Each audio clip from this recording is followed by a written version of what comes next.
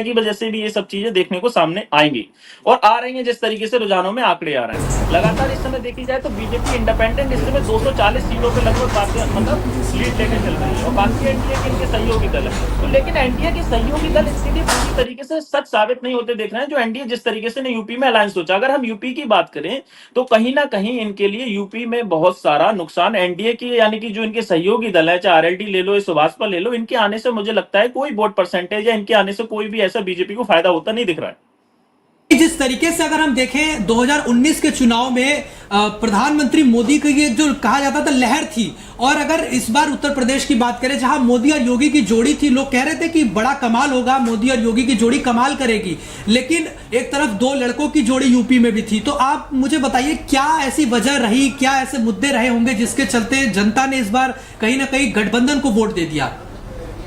देखिए मुद्दे क्या होते हैं, लगातार एक तरफ सरकार जिस तरीके से अपनी नीतियां थी, सरकार ने ऐसा नहीं है बीजेपी ने अपनी नीतियां ग्राउंड पे ले जाने की कोशिश नहीं की हो, बात करने की कोशिश की हो, लेकिन आजकल जो वोट परसेंटेज था, वोट परसेंटेज कहीं ना कहीं वोट परसेंटेज एक इशारा कर रहा था कि इससे बीजेपी को कहीं ना कहीं नुकसान मिलेगा। लेकिन जिस तरीके से चुनावों के जो रुझान निकल के आए यानी एग्जिट पोल निकल के आए, उससे सभी लोग संशय में थे, लेकिन आखिर कहीं ना कहीं ये अंदरूनी चल रहा था कि इससे कहीं ना मतलब जो रुझान है वो कहीं चौंकाने वाले साबित ना हो। जिस तरीके से समाजवादी पार्टी यानी इंडिया के जो मेंबर थे, इंडिया अलायंस के जो मेंबर्स थे, उनका लगातार ये कहना था कि हमारे एग्जिट पोल वाले दिन कहीं ना कहीं हमारे रिजल्ट देखने को मिलेंगे। लेकिन देखने के साथ साथ चौंकाने वाले खुलासे में जिस तरीके से समाजवादी पार्टी के जो अध्यक्ष हैं यानी अखिलेश यादव और राहुल गांधी,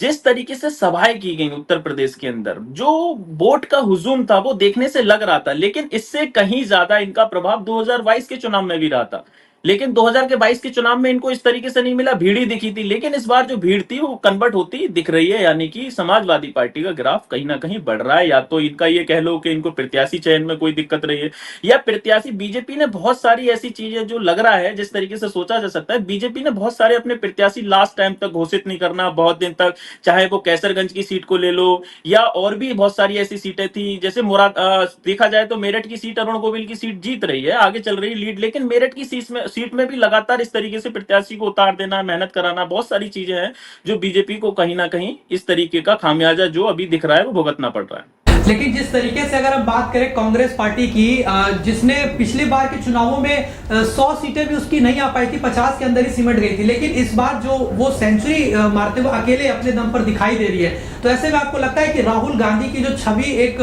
बेहतर करने की कोशिश की गई पिछले 2-3 सालों में, और जो उन्होंने भारत जोड़ो न्याय यात्रा किया कश्मीर से लेकर कन्याकुमारी तक, उसका कहीं ना कहीं फायदा कांग्रेस को मिला है इस चुनाव में? आप ये मानते हैं इस बात को? देखिए